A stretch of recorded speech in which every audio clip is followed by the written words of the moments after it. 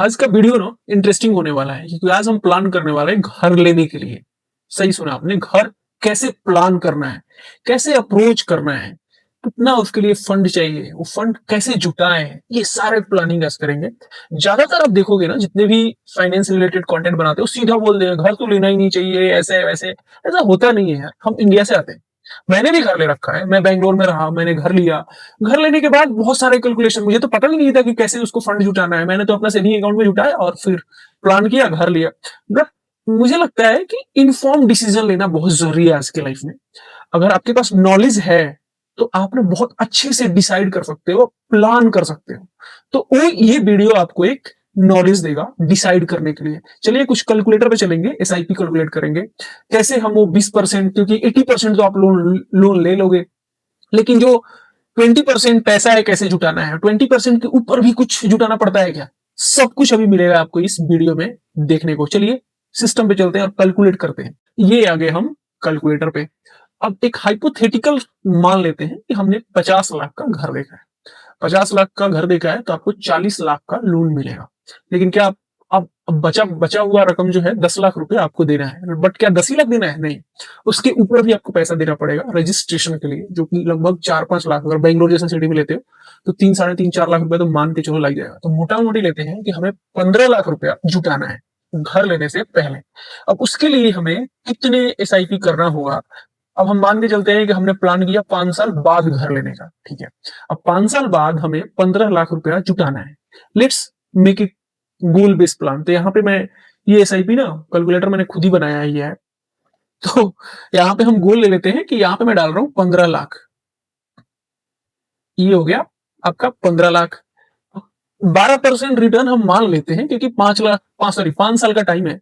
तो कुछ कुछ इंडेक्स फंड भी अगर देखोगे तो 5 साल में रिटर्न देता है। अब ये एक अलग टॉपिक है कि किस में इन्वेस्ट करें, कौन सा म्यूचुअल फंड इन्वेस्ट करें।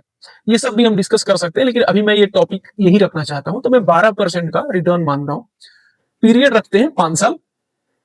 अब यहाँ पे हम कैलकुलेट करेंगे कितना रुपया हमें एसआईपी करना पड़े कि 15 लाख हमारे हाथ में आ जाए। तो देखिए, आप ना हर महीने 18,185 आ रहा है एग्जैक्टली।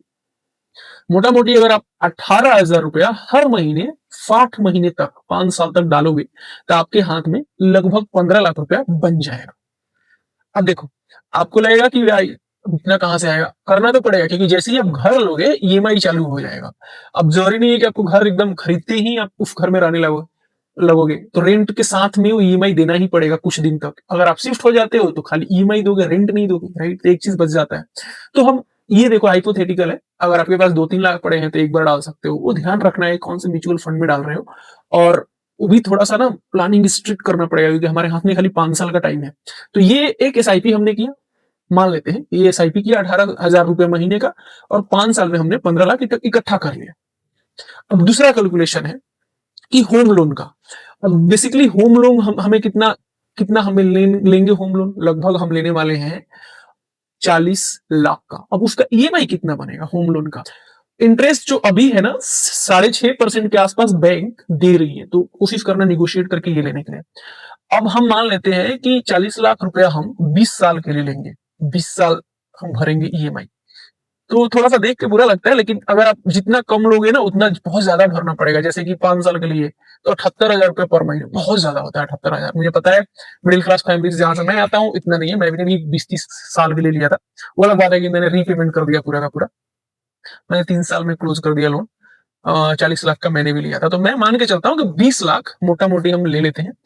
20 साल ले लेते हैं।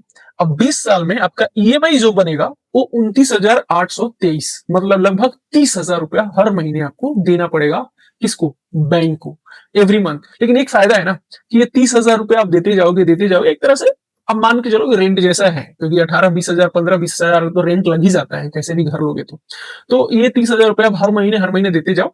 एक चीज मैं आपको बताता हूं कि देखो, 40 लाख रुपया आपने जैसे ही लोन लिया है ना, तो आपका इंटरेस्ट आप ना उस पे सूद बैंक को आप 20 साल में 31 लाख रुपया पे कर रहे हो। हम एक्चुअली मिडिल क्लास से आते हैं, जोड़ते हैं तो हमें दिमाग शून्य हो जाता है।